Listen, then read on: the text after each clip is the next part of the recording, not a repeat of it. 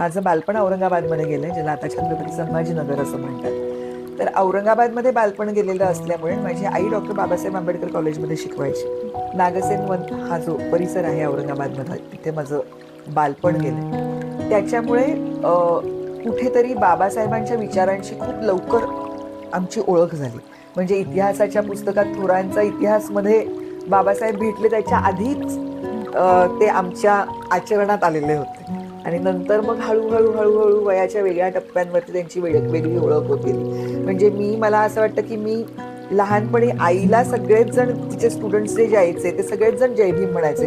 तेव्हापासून जय भीम माझ्या कानावरती होतं आणि ते मी म्हणत होते. पण आत्ता जसजशी मी मोठी व्हायला लागले, जसजसं संविधानाच्या बद्दल जास्त आकलन व्हायला लागलं, जास्त कळायला लागलं, तेव्हापासून मला असं वाटलं की हा घोष मी करणं आणि ही कृतज्ञता मी व्यक्त करणं हे खूप आवश्यक आहे.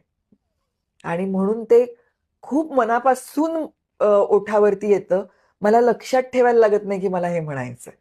तर त्याच्यामुळे मला वाटतं की हा फार नैसर्गिक उद्गार आहे माझ्या मनातून जो येतो तो.